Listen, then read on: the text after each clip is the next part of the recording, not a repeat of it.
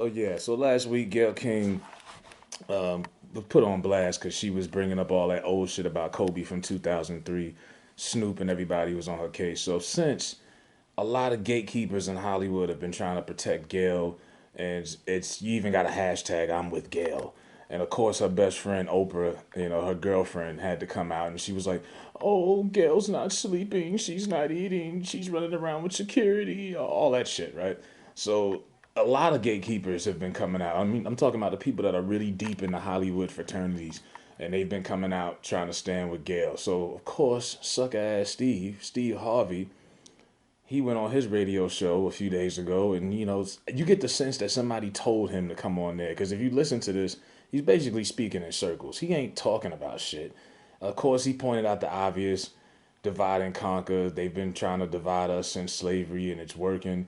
Yeah, but this ain't got nothing to do with that. And some of them, the gatekeepers, they're trying to put out this image, like this whole, why do we attack each other so harder than we do? Because we expect white people to attack us. We don't expect our own. So it's a different mindset.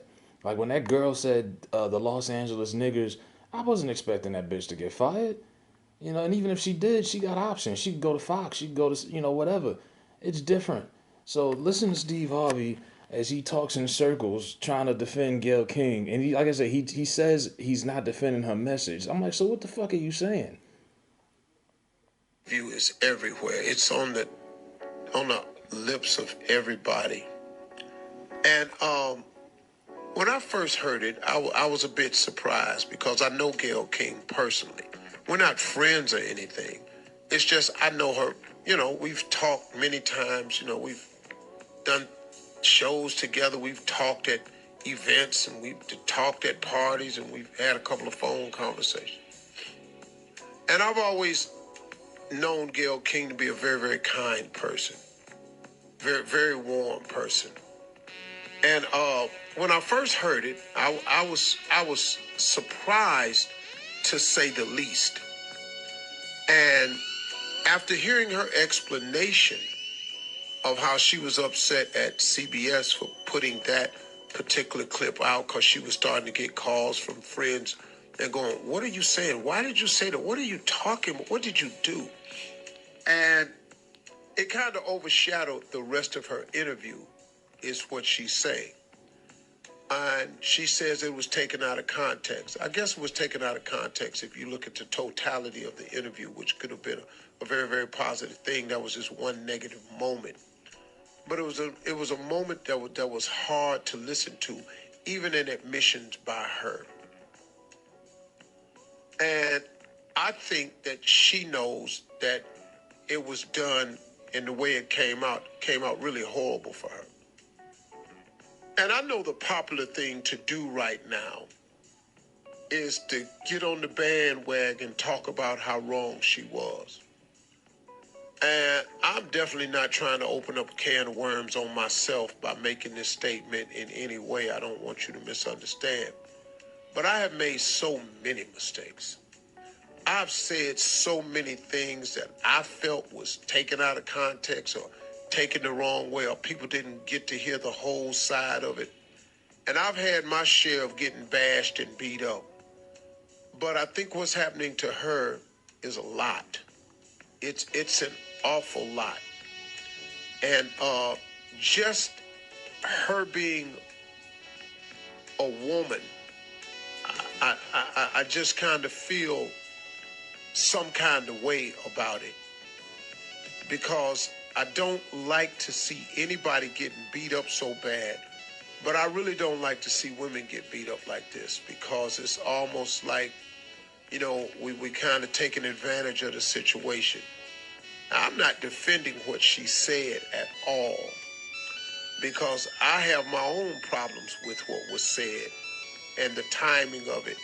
And I felt the insensitivity of it. And I'm sure she does in hindsight. But the fact remains that it's out there. But I wanted to make sure that I wasn't doing the same thing that everybody's claiming that she's doing. Because one thing Snoop said that I did agree with, we the worst. We are the worst towards one another. And we take social media as an opportunity to berate and bring down each other so fast. It is amazing how we cheer for somebody to get to the top. Then when they get there, there's a firing squad waiting on them. And it's the same people that was cheering, or the same people that had no comment, or just waiting till you get there to destroy you. And I do not understand that about us. But then again, All right, fuck that. Okay, so that's slave mentality. Okay, that's what happens when you fucking enslave people for hundreds of years and you mentally brainwash them and make them in divide and conquer. We get all of that, Steve. And of course, that's the part of his show where he talks over the Kool and the Gang beat. And that's like his. Remember, Jerry Springer used to have his final thought at the end of the show. That was like his one sentimental piece. That Steve Harvey's supposed to be his like sentimental message of the day or whatever. Basically, he talked in circles. I get the feeling someone told him, Steve, you got a big radio following. You got a lot of black people that really actually listen to you. Some, believe it or not, go out there and try to defend Gayle. That is a part of friction and divide and conquer. Because now you're a part of the divide and conquer. Because now you're standing with her.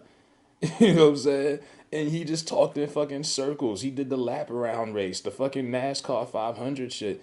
What are you talking about? You know what I mean? Now, do I feel sorry for Gayle? Fuck no. And her being a woman has nothing to do with it. Gayle knew what she was doing. She had 17 years to sit down with Kobe Bryant if she wanted to as a journalist and speak about that. You waited until after he died to bring it up. You know, fact. You know, now, do I feel sorry for a woman that makes $11 million dollars a year from CBS? No. Do I feel sorry for a woman who, if she precedes Oprah in death, I'm pretty sure Oprah has her in her will. I'm pretty sure she might get something more than Stedman, you know, her cover up. But no, I don't feel sorry for Gayle King. And like I say, now as far as people, you know, death threats and stuff, yeah, some people are kamikaze out here. I don't think it's that serious, but hey, you hit a nerve. That's why I was like my video on Matt Barnes, and I was saying it's like the 10 stages of death. You got the 10 stages of mourning and grieving. And when people are mourning a death, you know, emotions that are on all time high. You know, and that's why I was saying if certain things that Matt Barnes was cool with when Jason Whitlock, you know, said about Kobe, Matt Barnes still went on the show knowing these things because he was trying to get himself into the door in the media. Now, now you're in the door, now you all of a sudden you got a problem with Whitlock's comments. And I'm like, well, what the fuck? You still was on that show multiple times when Kobe was alive, but now that Kobe's dead and you going through the emotions, it bothers you now that Whitlock said some out of bounds comments. But you know, Gayle King is she's getting what she deserved. You know, I don't know. She probably took a break from CBS. You know, CBS, she threw them under the bus and blamed it on them. But you asked that fucking question.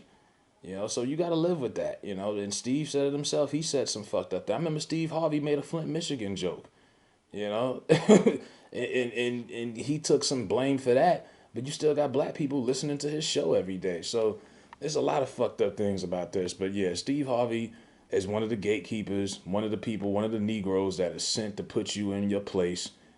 He fucking had to go on his own show and try to, I don't know if he's trying to play both sides of the fence or what, but it sounded like he was basically standing up for Gayle King, like the suck ass nigga that he's always been.